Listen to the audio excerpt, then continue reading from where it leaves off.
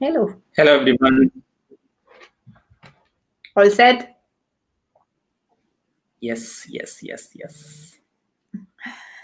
So, today our session is going to focus more on we are getting a lot of inquiries on how can we proceed or how can we take as a first step to start our journey as a wildlife photographer.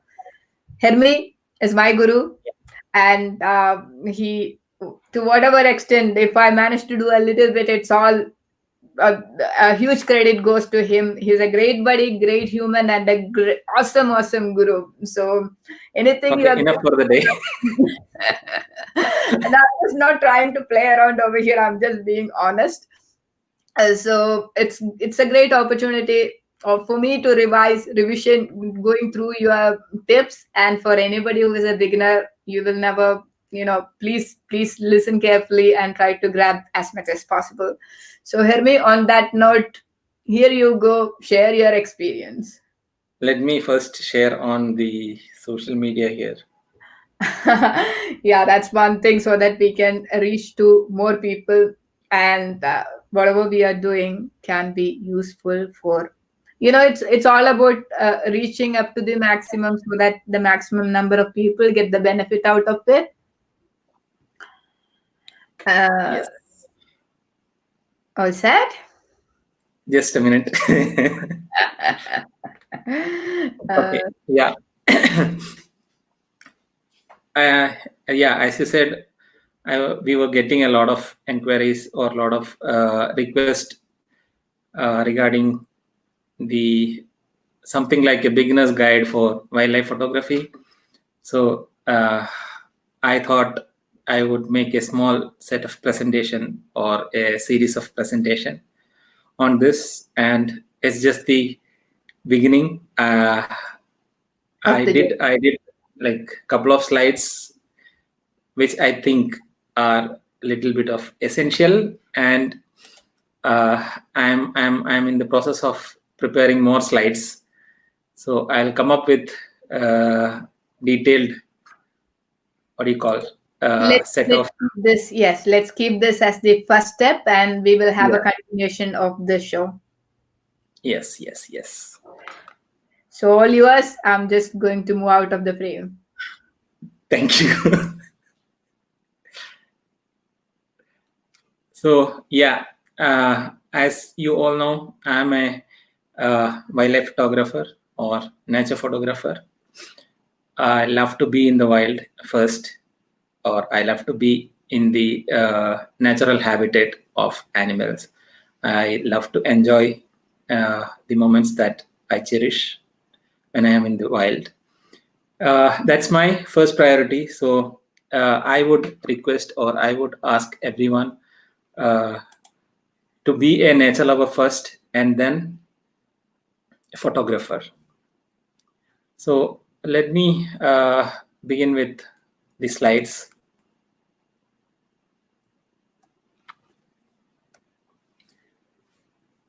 This is the basic requirement according to me for a wildlife photographer. First thing, love towards nature. Second is dedication, patience, passion.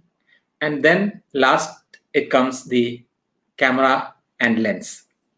So first, keep in mind, love towards nature. That's the first thing you have.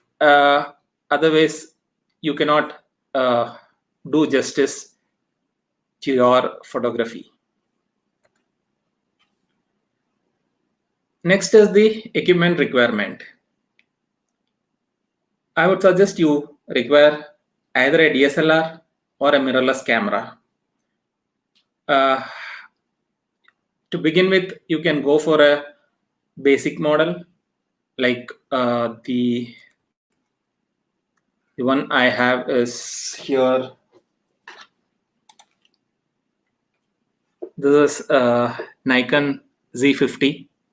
This is the mirrorless camera produced by Nikon and a basic model, but it has 24 megapixel very good quality.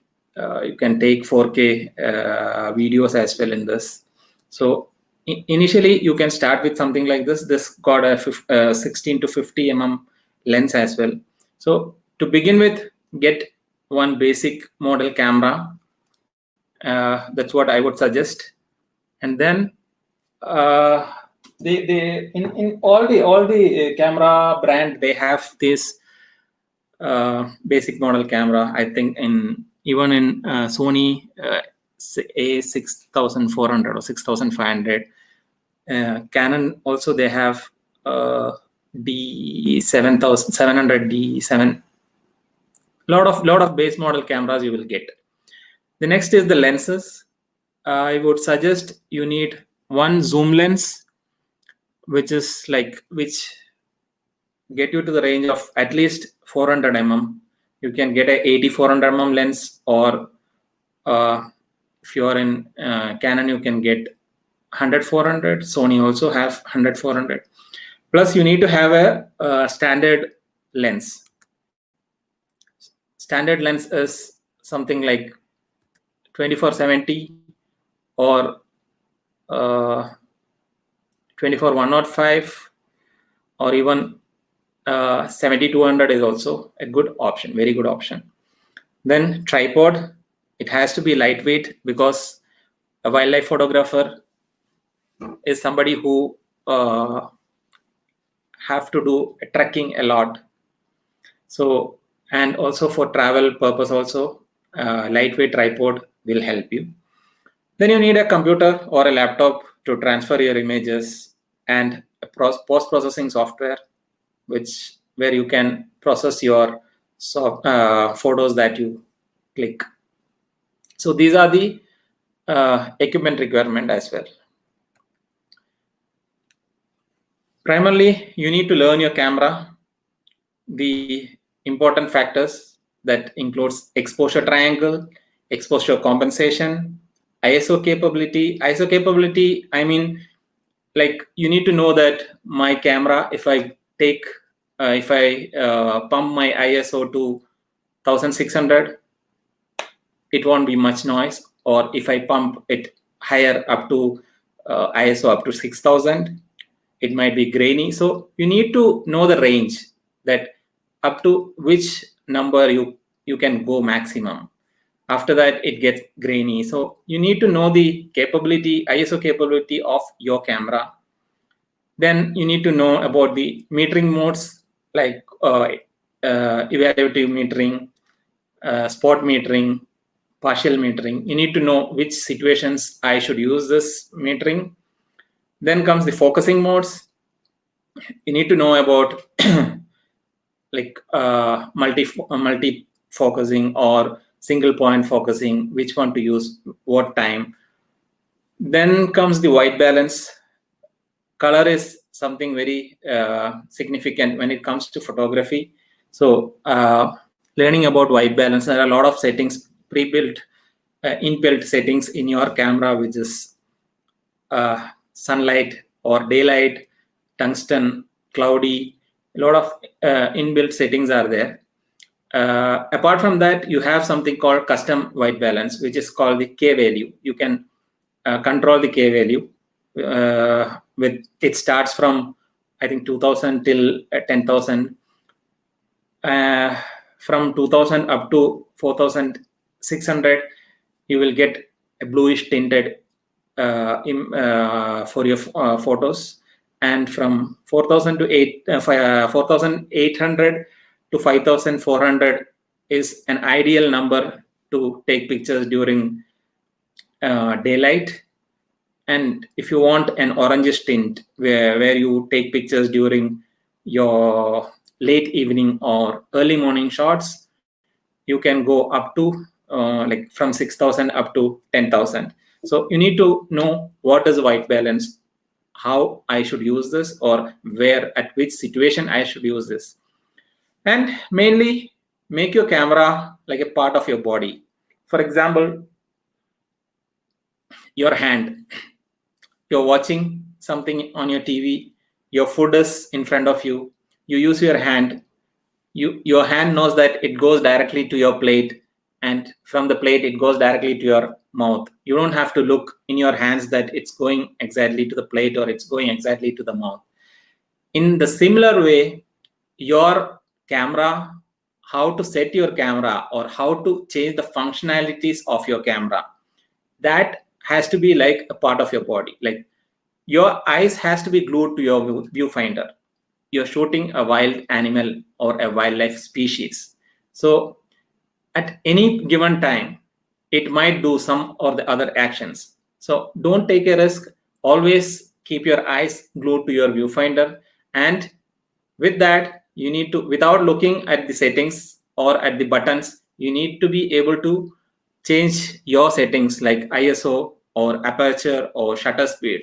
You need to do this without taking your eyes from your viewfinder. This is an important thing that you have to keep in mind. My shooting mode is usually aperture priority, and most of the wildlife photographers I know are using or prefer to use the aperture mode. I keep aperture priority with auto ISO. Auto ISO means I can actually tell the camera that, or set in my camera the ISO control, like from 100 till my camera can support around 3000 or up to 6000 is fine. So I set the camera with my range, ISO range, as 100 to 6000. So if I put in auto, the camera automatically detects what ISO it has to apply, and it automatically applies. Otherwise, you can go ahead with controlling the ISO by yourself. So aperture priority with auto ISO or manual ISO, both the ways you can go. And the aperture priority, for me, it is easy to be more creative with my frame. I can control the background. Like if I want my background to be blurred out, I can do that with aperture priority. Or if I want to show everything in the frame in sharp focus, I can do that with aperture, controlling the aperture. So aperture priority for a wildlife photography is, I think it's important, or it gives it is more accurate, and it allows you to be more efficient in the field. Like you can remove a lot of headache if you use this shooting mode. And if you are well versed, or if you can control your camera like anything, I would suggest you can go ahead with manual mode as well.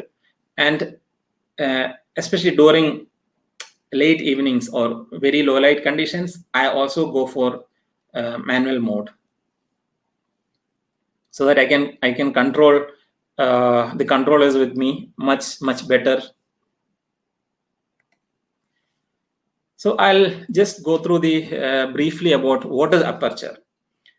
Aperture is the size of the opening in your lens. Basically, to enter the light, your lens has to open its aperture.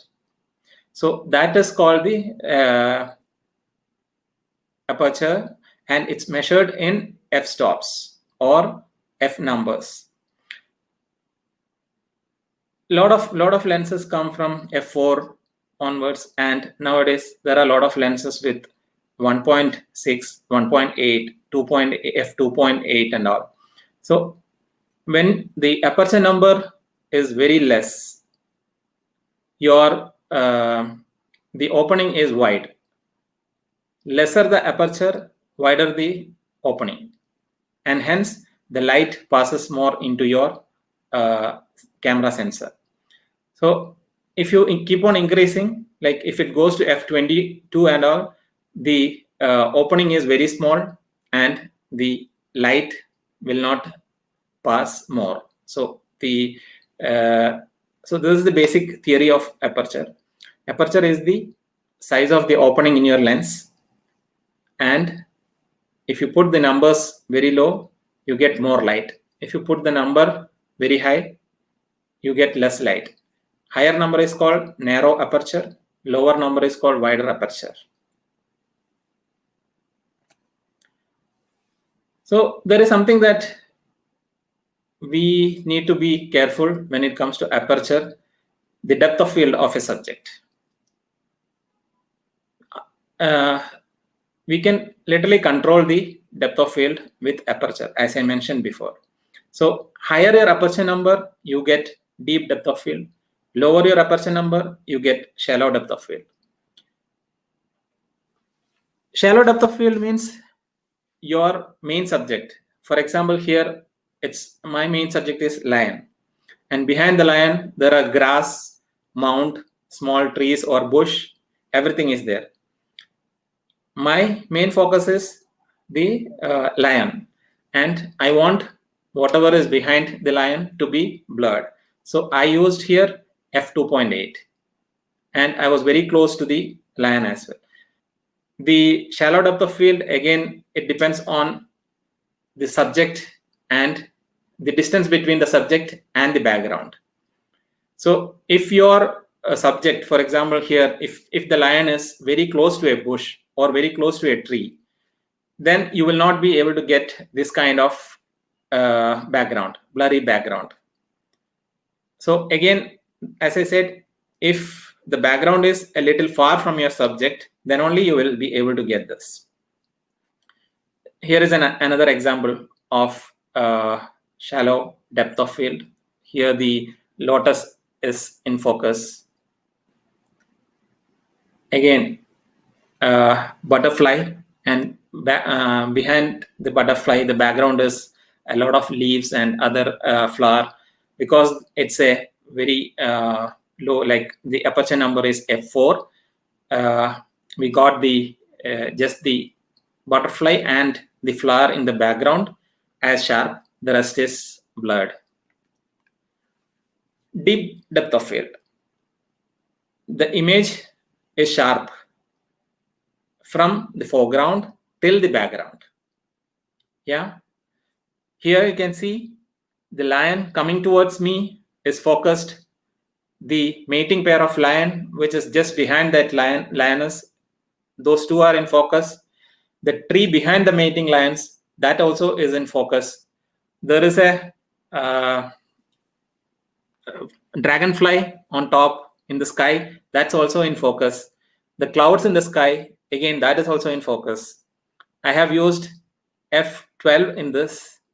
That's the reason I got everything in focus. So basically f8 and above, you put most of the elements in your scene will be sharp focus. Here again, from the foreground till the clouds, everything is in focus. All the flowers and the clouds, again, everything is in focus.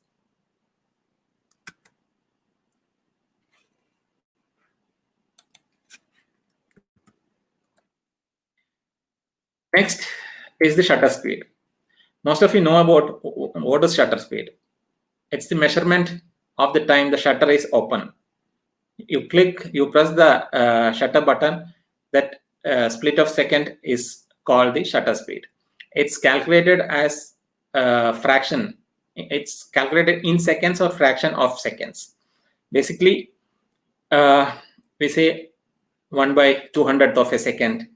My picture I took was 1/2000 of a second, or I took my picture in 5 seconds or 30 seconds. That's how we calculate shutter speed. And there is no specific rule for using shutter speed, but most of us use the rule of thumb, which is if you're using a 400 mm lens, the minimum shutter speed to get a sharp picture is 1/400 of a second. Or nowadays, like people use 2 times the rule of thumb, which is like you need to have 800 second, 1/800 second. So basically, faster the shutter speed, you get a sharp picture and you can freeze the motion as well. And lesser, like smaller the shutter speed number, you get a blurry picture. So if you click something in 1/500 or 1/800, you get a crisp and sharp picture. And if you go for like lower numbers, 1/30 or 1/5 or 1/2 of a second, you get a very blurry picture. This is mostly used for pan shot, or like if you want to show a waterfall in a milky effect. That time we use this kind of shutter speed, which is like 1/30 or 1/5, something like that. Animals or birds in action, approximately you need to have 1/200th of a second or above that, because most of the time birds or animals move very fast, and if you are particularly hand holding your camera and lens, your lens will be like, if it's a zoom lens, it might be heavy, so everything matters for to get a shaky picture. So I would suggest 1/2000 and above is an ideal shutter speed for animals or birds in action. For a portrait or a static animal, you can bring down the shutter to 1/100 or 1/250. This is mainly, you can use it during low light conditions as well. If you find any animal in low light and it's sitting idle, or it's sitting looking at you, at that moment you can use 1/200 or 1/250, so you know that the animal is not going to move. And since it's not moving, we don't need a high shutter speed.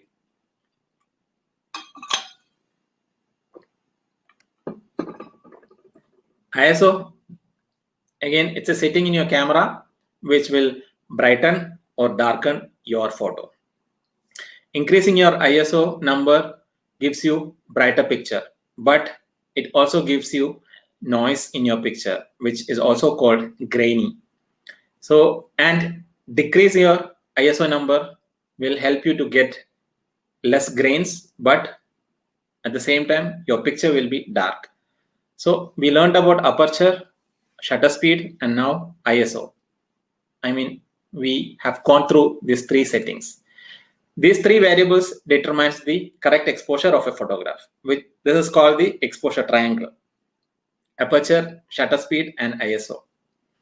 So here quickly I'll again go through what are these three variables. First, aperture. Lesser the aperture number, lighter your picture becomes, and you get shallow depth of field, which is like you get blurry background and your subject will be in sharp. Increase higher the aperture number, your picture will be darker and you get a deep depth of field, means all the elements in your screen, in your picture, will be sharp focus.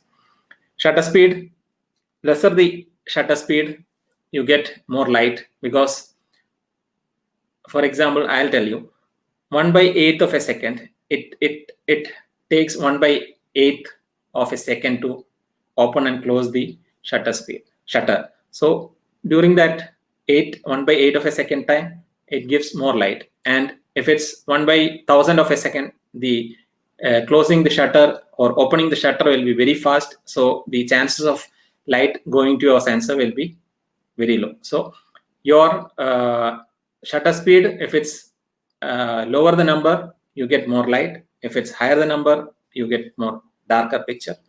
But the same way, if your number is low, you get a blurry image.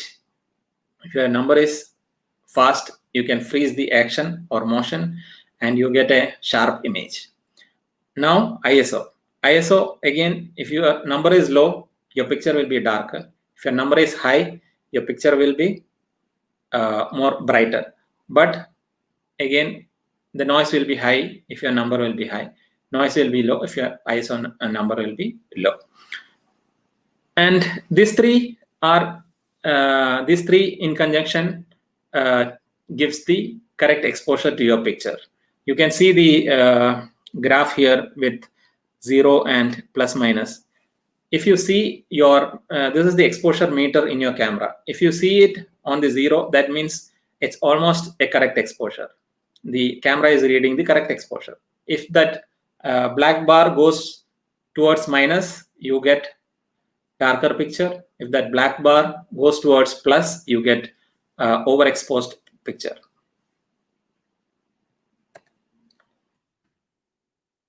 Now, prepare for your shoot. So these are the things that I consider a little important when you go for a shoot.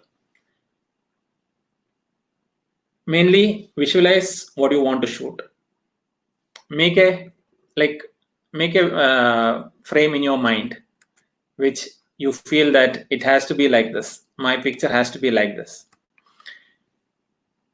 And then work against that. See, for example, I'm deciding I need to shoot oryx, Arabian oryx, which is something that I get here in Dubai.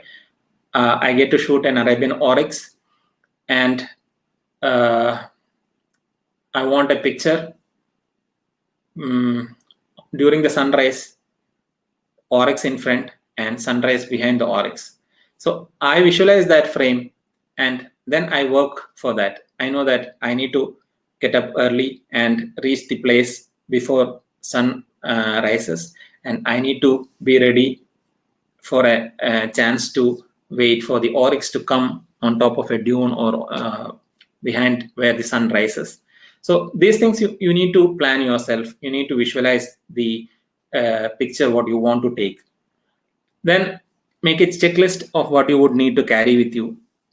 For example, make a I always keep a checklist for short trips and for longer trips.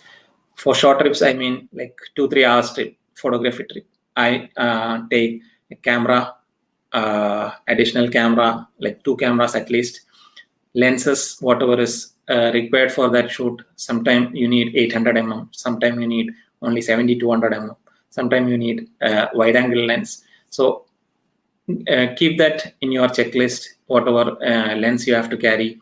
Then memory cards, additional memory cards, hard disk, all these things I make a checklist. Then okay, check about the necessary permission if required to shoot at the location. I live in Dubai, and here there are a lot of locations where I need to take permission before I go and shoot. So I need to go to the municipality, or I need to go to the police to get permission from them to shoot in that particular location. And otherwise, I don't want someone to come next day and make a big issue that you're not permitted to shoot here. So all these things you can avoid if you check about the permission, if permission is required or not. Arrive at the location before sunrise. If you're planning to shoot wildlife or birds or anything, it's always better to reach the location like half an hour or 45 minutes before sunrise, so that you can find your perfect location where you want to sit and shoot. You can go and find the subject. So all these things will help if you reach the place before sunrise. Next is check your camera settings before you leave for shoot. This is very helpful most of the time. It happened to me as well. Like I might be shooting on the previous day, I might be shooting in the afternoon, and I will be using settings like f12 or aperture, higher aperture, shutter speed, higher shutter speed, or maybe lower shutter speed. And the same setting if I use for the early morning shoot, that will spoil my entire image series.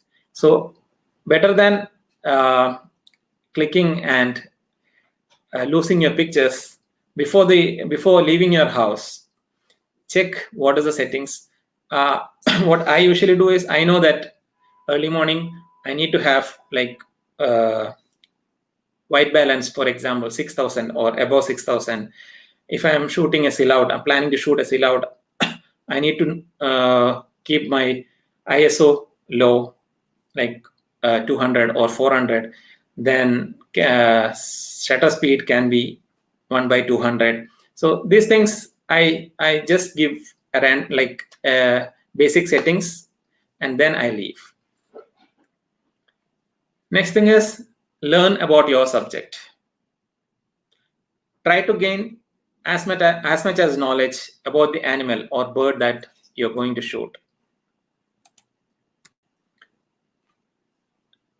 This can be taken from online materials. Like these days, a lot of people give a lot of blogs or online articles related to a particular species. You can you can refer to all these online materials. You can check with your local guides. You need to find local guides in whichever place you're going, or you will have forums as well to know about species. The main thing why I am telling this is this helps in saving a lot of time in the field, so that you can visualize and create better quality pictures. So the must thing is learn about your subject. Now, habitat and behavior. Spend as much time as possible in the field. Learn about animal behavior, learn about their habitat. Animal behavior is a key element, because if you keep watching the same species, the more you watch, the more you learn about that species. Then at some point of time, you can predict what they do next. For example, let me take about the common hoopoe. Hoopoe always eat from the ground. Like its prey includes insects or flies or bee. Hoopoe, when you see hoopoe taking its prey from the ground, after watching it for a long time, you will understand that it catches the prey, then it toes in the air, and after 2-3 tosses only it will eat. So during this time, there is a good possibility of getting the prey in between the beak of hoopoe. So this you will understand only when you spend time with hoopoe. So spend enough time with the animal or birds or whatever species you photograph. Spend enough time with that species, and then you will find you will be able to predict their next move. So by knowing that, you will be able to create excellent frames. Slow, steady, and silent. Very important thing when it comes to nature photography or wildlife photography. Approach your subject very slowly and carefully. You are going to their home, so you need to respect. You are encroaching their space. You need to give that respect. Never walk straight to your subject.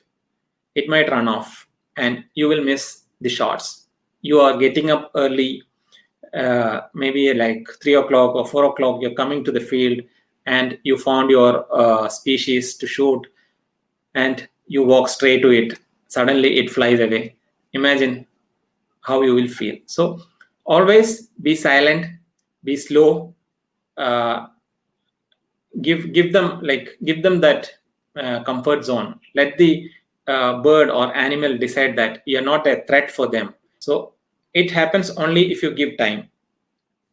So, and space, like slowly approach, lie down in the ground, scroll. We all used to scroll for like almost 300 meters. We have scrolled to get near to a bird or an animal. So do that, slow and steady and silent. These 3 things keep in mind. Never.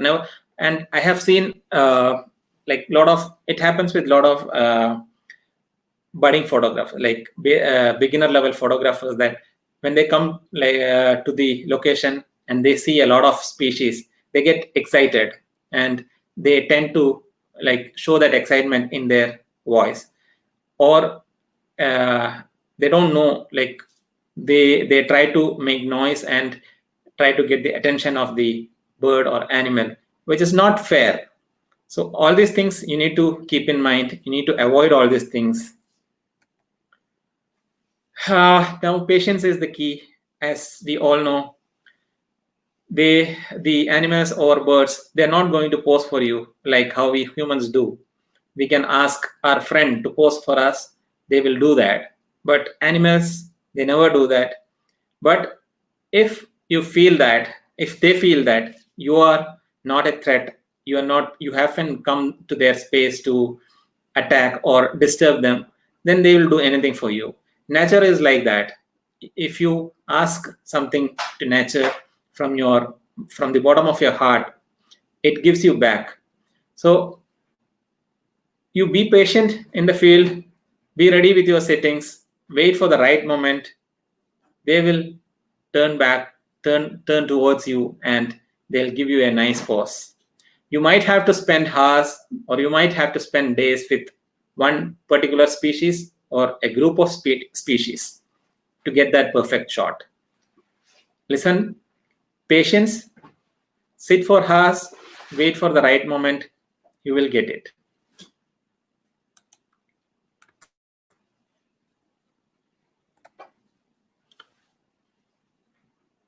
Yeah, now I've done and I am doing a lot of trips to Masai Mara.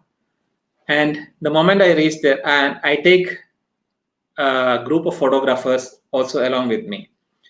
The moment I reach the Nairobi airport, the main request or the main requirement that I get is that we need to, like from other photographers, is that we need to shoot only big cats, which is the lions, leopards, or cheetahs.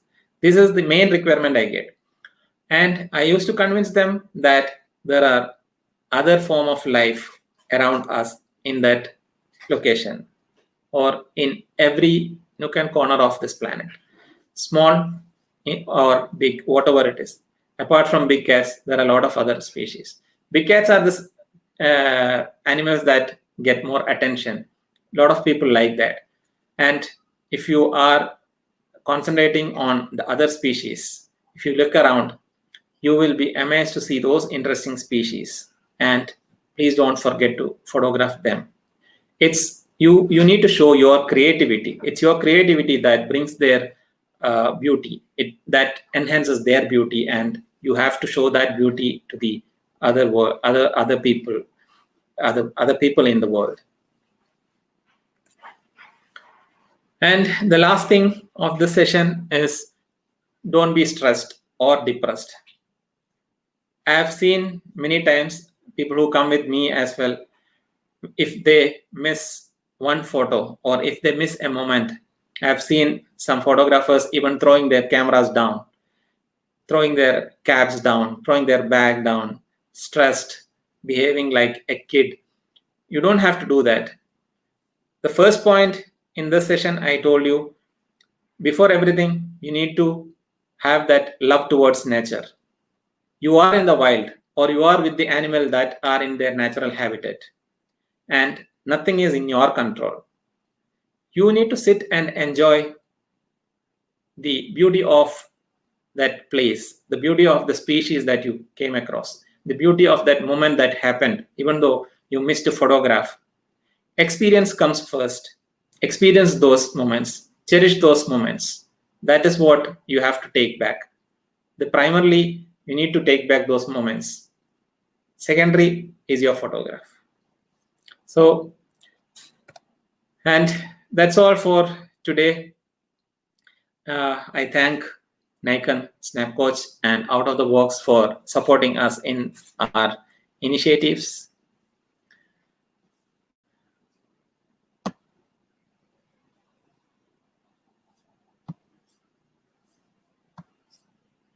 I can't hear you.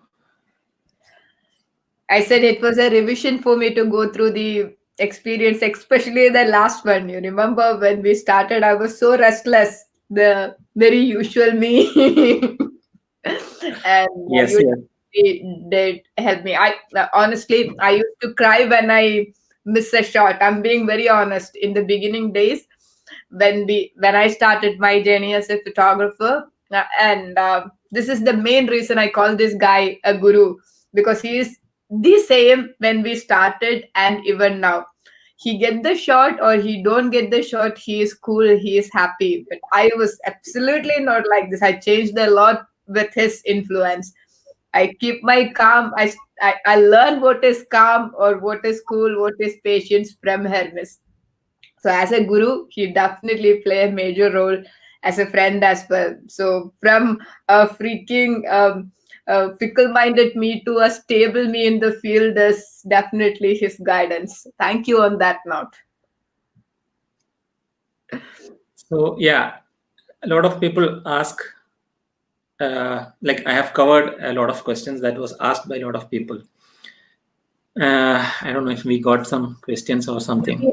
We have a bunch of questions. I'll just go through it. There are so many hellos from Cynthia, from Middle East UAE, then Navanit Krishnan. Which is the best camera plus lens under 80,000? This is unique. Uh, that's I'm a wrong person to answer that because I don't know the price of the cameras. I know that Yeah, the one I showed this thing. This is Nikon Z50. So I think this is within that 80,000 range in India. So maybe this you can go for this. And lens, it comes with an 16 to 50 lens as well. If you want to buy a new lens like for wildlife, you might need to add extra. extra, yeah. If you're talking Yeah, about 200, 500, or I'm not sure whether how if yeah, he's it's again around 80,000 for the lens itself. yeah. Otherwise, you need to go for the inbuilt lenses and things like that. Within that budget, it's we really see when it comes to the budget, and you really need to check it online. I think that works better Yeah, than online. Every camera brands has their price given in their website these days. Everyone yeah. has e-store and everything, so you will get a rough idea which one to go. Like again, the best camera, there is nothing like that. We can start with the one you have, and then if you feel that you need to go ahead with a good equipment, then you can try for the higher end versions. Yes, and again, when if you have the budget, then what we always suggest is look for something which ISO performance is good. The ISO performance definitely make a lot of sense, and good a faster FPS frame per seconds, because this will help you to freeze the moment maximum Yeah. number of frames. So these two things are very important when it comes to cameras, and the lens which gives you the range of minimum 400 range. So it's like 80-400 in Nikon, or a 200-500 in Nikon, or a 100-400 in Canon, or a 100-400 in Sony. So Yep. anything which at least give you a 400 range, definitely, range definitely helps. So the next one, Khaldun says, hi buddy. Hi, hi, hi. Then Chintan Goyal is asking, is C50 a 20 MP camera crop sensor? He's not C50 asking, he's saying that. is asking, or okay. For animals in action, does the camera has to be in aperture mode or shutter priority?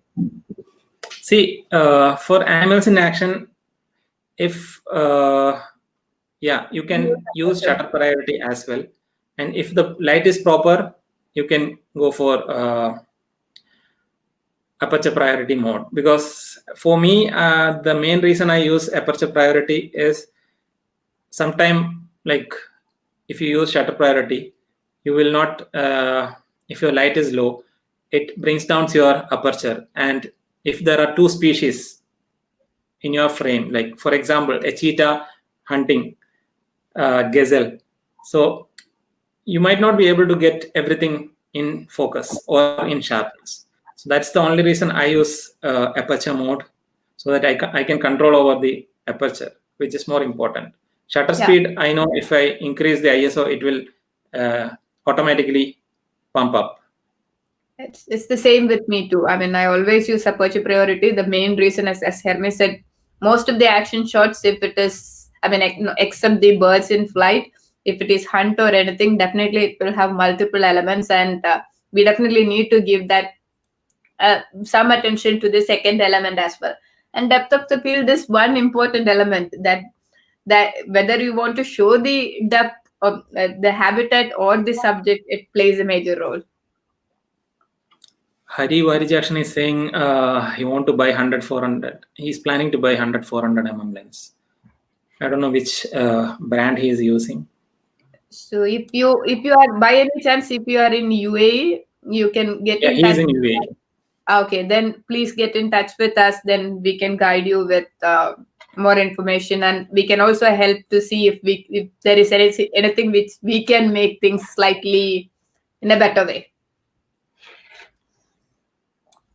Then there is Aaron Ferreira saying thanks, Rakesh James saying thanks, and then Netaji again. Thank you, Hermis Guru.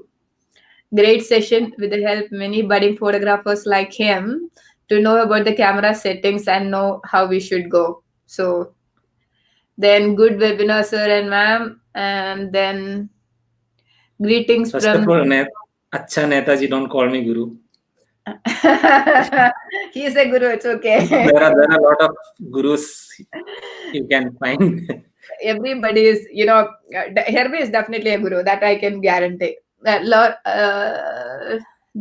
there is Lara. Greetings from Spiti Valley. Hermi, the next target. Yes, yes, yes. We already Planning planned for our trip. Yes, once at the least COVID is at over. least in 2021 we will visit Spiti Valley, Yeah. see the elusive ghost. Yeah. And Biju Gopalakrishnan is asking, what is the recommended aperture we can use for wildlife? It depends on the situation. Yeah. As I mentioned, like if you want to show just a subject in sharp and background everything blur, you need to use for lower aperture like f4, f5.6 if you have f5.6 or f5.6. F4 you have, use f4 if you have 2.8. So lesser the aperture, you get that beautiful feel, just the subject in sharp focus and background blur. And if you want to show the habitat, everything in sharp focus and things like that, you go f8. So basically there is no ideal aperture for wildlife. It depends on the situation. It depends on the situation, and it depends on how you want to show the Yes. picture. Same. Right? Do you Yeah. want to show a creamy background, or would you like to show the habitat? In fact, we suggest you need to do, if you have time, if the subject is still, you should do both. You should take a picture with a wider aperture to show the subject projected, and you should go with the narrow aperture and show the habitat too. So definitely do both and see which one you like. Yeah. And Lara is saying it's Julie means namaste. So namaste from our side too. Namaste, Lara. And then Netaji again. I learned many things from you, and Nisha ma'am speaks. Both are my inspiration. I think Thank you, thank you.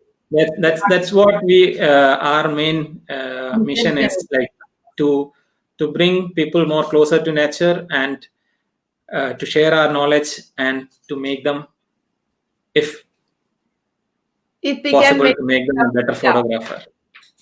whatever experience we learned from our so far journey, we would like to share it with the maximum number of people. So whether it is 1 or 100 or 1,000, the more the better. But even if at least Yeah, one it's makes it's it's your you all have to support us through sharing this channel with your friends and families, so that they also learn from whatever all these photographers come here and share their knowledge. They also can learn.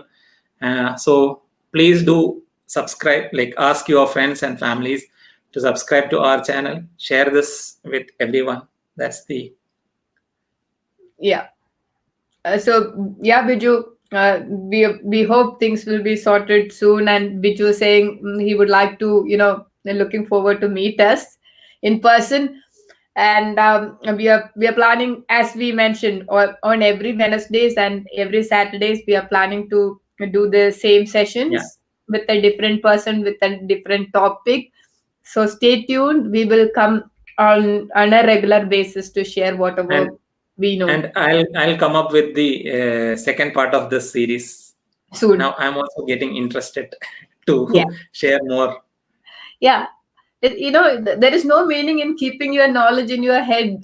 It's all about sharing. It's all about connecting with people. So the more we can influence people to get closer to a new hobby, to a new profession, more than anything, to get closer to nature. Yeah, I Uh, think yeah. So it's namaste ji from Laura again to you, Hermi. I think, yeah, that's the questions so far. So, thank you all. We definitely appreciate your support. So, as Hermi said, if you haven't subscribed to our channel, please do subscribe and share among your friends. We need your support, and it's a journey together. And we have our next edition of PT Aware magazine, which is going to come, which is going to go live on 1st of September. The magazine is going to be focused on Great Indian Great Hornbill. Indian So if you Hornbill. have images of Great Indian Hornbill, please do send it across to us to images at pawsimages@gmail.com. PAW PAWS images. images at gmail.com. That's one thing. And the next session of our group exhibition is going to be focused on reflection. Because we got so many great speakers this month, we couldn't do the group exhibition, but definitely next month we are going to do one. Reflection is going to be the theme. So if you have images focusing on reflection from nature, except humans or buildings, please do send it across to us. We will select the best, and uh, we can definitely share it. There is one question now just popped up here. Me, I think. Hi. For animals in action, does the camera No, has no, to no. be that's That's already commented. Okay, fine. So these are the things okay. that we would like to say, and stay safe and wish you a wonderful evening or a day depending on your location. Thank you. Thank you, everyone.